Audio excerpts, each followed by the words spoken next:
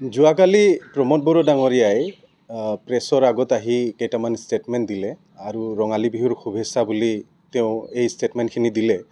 অতি দুৰ্ভাগ্যজনক যে অসমীয়া নতুন বছৰৰ প্ৰথম দিনাখনে তেওঁ যিবিলাক কথা কৈ গ'ল, এই কথাবিলাক একেই আগৰ দৰে যি ধৰণৰ ভেলুলেছ কথা কৈছিল, ভেলুলেছ কথা কিছুমান কৈ গ'ল। আৰু প্ৰত্যুত্তৰ হিচাপে মই তেওঁক জনাব খোজোঁ যে আপুনি যিবিলাক কথা কৈছে খুব হাঁহি উঠা কথা। আৰু আপুনি কৈছে যে চাকৰি ভুৱাকৈ দিয়া নাই, আৰু এই প্ৰশ্নটো উত্থাপন কৰিছিলোঁ। আৰু BTCৰ ৰাইজে দেখিছে আপোনালোকে ৰিচেণ্টলি যিটো চাকৰি দিছে কি ধৰণে দিলে। টেট পৰীক্ষা দিয়া যিখিনি কেণ্ডিডেট আছিল, এই কেণ্ডিডেটৰ আপোনাৰ যিটো মেৰিট লিষ্ট নোলোৱাকৈ তেওঁলোকে এটা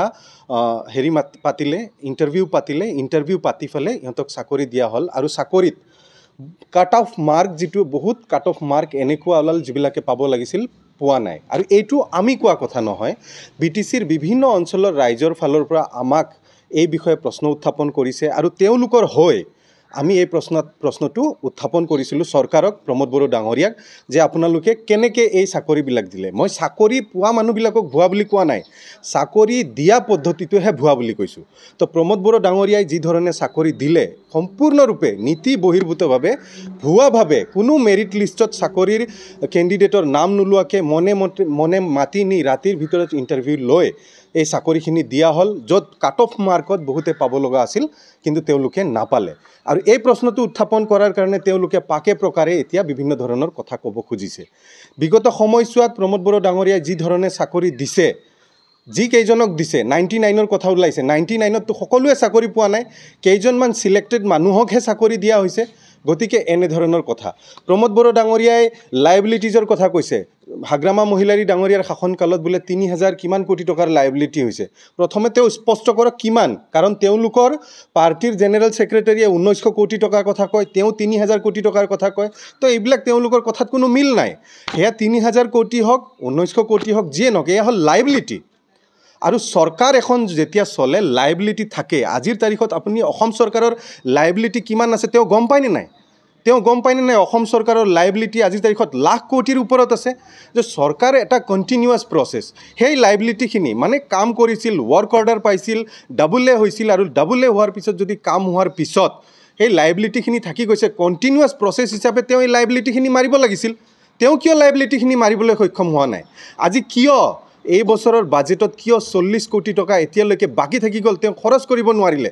তেওঁ এইবিলাক প্ৰশ্নৰহে উত্থাপন কৰিব লাগিব। তো ৰাইজে এইবিলাক বুজি পায় যে চৰকাৰ চলিলে লাইবিলিটি থাকিবই, আৰু লাইবিলিটি থকাটো ডাঙৰ কথা নহয়।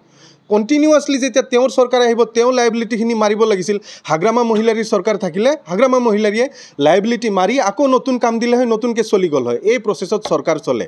গতিকে প্ৰমোদ বড়ো ডাঙৰীয়াই এই বিষয়বিলাক হয়তো তেওঁ এতিয়ালৈকে 4 বছৰ চৰকাৰ চলায়ো গম পোৱা নাই যে লাইবিলিটি বিষয়টো কি।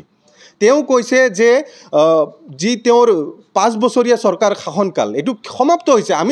মই নিজে ষ্টেটমেণ্ট দিছিলোঁ, মই তেওঁৰ চৰকাৰ শেষ হ'ব বুলি কোৱা নাই, কিন্তু ফাইনেন্সিয়েল যিটো বাজেট, বিত্তীয় বাজেট তেওঁৰ শেষ হ'ব এই কথাষাৰহে কৈছোঁ। তেওঁ এই কথাষাৰ বুজি পায়নে নাই? তেওঁৰ চৰকাৰ 2020 চনত আহিছিল, 21 চনৰ মাৰ্চ মাহত তেওঁ প্ৰথম বাজেটৰ হিচাপ দিছে, 22 চনৰ মাৰ্চত তেওঁ দ্বিতীয় বাজেটৰ হিচাপ দিছে, 23 চনৰ মাৰ্চত তেওঁ তৃতীয় বাজেটৰ হিচাপ দিছে, 24 চনৰ মাৰ্চত তেওঁ চতুৰ্থ বাজেটৰ হিচাপ দিছে, আৰু 25 চনৰ মাৰ্চ যিটো অতিক্ৰম কৰিলে এইটো পঞ্চম বাজেটৰ তেওঁ হিচাপ দিলে। আৰু ডেম'ক্ৰেটিক নিৰ্বাচিত চৰকাৰ এটাই 5টা ফাইনেন্সিয়েল ইয়াৰ পায়, 6টা ফাইনেন্সিয়েল পালেতো নহ'ব, কাৰণ এটা চৰকাৰে 5 বছৰ সময় পায়। গতিকে 5 বছৰৰে তুলনা হ'ব। তেওঁ 5 বছৰৰ হিচাপ দিলে, তেওঁ কি ধৰণে 6টা বছৰৰ হিচাপ দিব? তেওঁ যদি ভুলতো যদি তেওঁ পুনৰাই চিফ হয়, তেতিয়াহ'লে তেওঁ পৰৱৰ্তী চিফ হিচাপেহে তেওঁ হিচাপ দিব। তেওঁ এইবাৰৰ চিফ হিচাপে হিচাপ দিব নোৱাৰে, কাৰণ পৰৱৰ্তী বাজেটটো হ'ব 2026 চনৰ মাৰ্চ মাহত। তো 26 চনৰ মাৰ্চত তেওঁ চিফ হৈ থাকিব নোৱাৰে, তেওঁ হিচাপ দিব পাৰিব নেকি? তেওঁতো হিচাপ দিব নোৱাৰে। গতিকে এইষাৰ কথাই কোৱা হৈছে। গতিকে তেওঁ কি ধৰণে কথা কয়, কি কৈ আছে ৰাইজক, তেওঁ এতিয়া এনেকৈ ভাবিব নালাগে আগত যেনেকৈ ডিভাইড আছাম 50-50 বুলি কয় লাখ লাখ জনতাক যে পিছত আনিব পাৰিছিল কথাৰ চলেৰে, এই কথাৰ চল তেওঁ নাই, এই ক্ষমতা তেওঁৰ নাই। এতিয়া তেওঁ এনেকৈ লাখ লাখ জনতাত তেওঁৰ কথাত ভুল নাযায়। তেওঁ কৈ আছে কি হাগ্ৰামা মহিলাৰী ডাঙৰীয়া চিফ হ'ব নোৱাৰে। তেওঁ হ'ব নোৱাৰিলেও হাগ্ৰামা মহিলাৰী ডাঙৰীয়া চিফ হ'ব নোৱাৰে। তাৰ মানে কি? তাৰ অৰ্থ তেওঁ কি বুজাব খুজিছে? হয় তেওঁ হ'ব, নহয় হাগ্ৰামা মহিলাৰী হ'ব।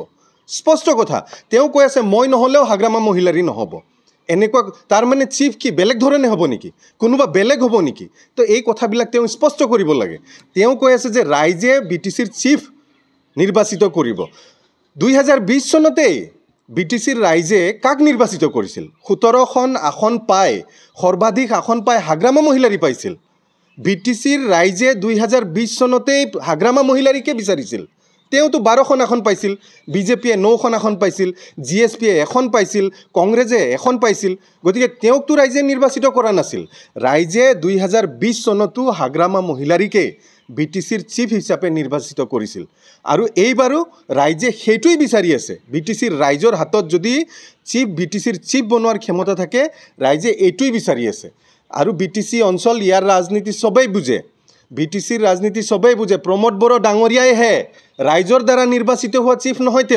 তেওঁ সাল চক্ৰান্ত কৰি নিৰ্বাচিত হোৱা চিফ আৰু 2025ৰ যিটো ছেপ্টেম্বৰ মাহৰ যিটো নিৰ্বাচন হ'ব এই নিৰ্বাচনত প্ৰমোদ বড়ো ডাঙৰীয়া ৰাইজৰ আশাত চিফ হৈ থাকিম বুলি ভাবা নাই তেওঁ এইটো ৰাইজেও বুজি পায় তেওঁ কি ধৰণে চিফ হ'ব বিচাৰে তেওঁ কি ধৰণৰ চক্ৰান্ত কৰি চিফ হ'ব বিচাৰে এইটো ৰাইজে ভালকৈ বুজি পায় BTCৰ ৰাইজে বিভিন্ন জাতি জনগোষ্ঠীৰ ৰাইজে হাগ্ৰামা মহিলাৰীক পুনৰাই BTCৰ চিফ হোৱাটো বিচাৰিছে প্ৰমোদ বড়ো ডাঙৰীয়াই আমাক ক'ব খুজিছে আমি কেনে ধৰণৰ ৰাজনীতি কৰোঁ তেওঁলোকৰ যি IT সেল এই IT সেলে দুদিন আগতে হাগ্ৰামা মহিলাৰীৰ যি মৰ্ফ ভিডিঅ' এডিট কৰি ফেলে বিভিন্ন জাতি জনগোষ্ঠীৰ প্ৰতি কি ধৰণৰ মেছেজ দিব খুজিছিল এইটো কি প্ৰমোদ বড়ো ডাঙৰীয়াৰ অজানিতে হৈছে এইটোতো প্ৰমোদ বড়ো ডাঙৰীয়াৰ অজানিতে হোৱা নাই কাৰণ সমগ্ৰ UPPL দলৰ যিবিলাক ছ'চিয়েল মিডিয়াত এক্টিভ সকলোৱে মিলি একেলগে হাগ্ৰামা মহিলাৰী ডাঙৰীয়াৰ যিটো এডিটেড ভিডিঅ' প্ৰচাৰ কৰিছে এইটো কি প্ৰমোদ বড়ো ডাঙৰীয়াৰ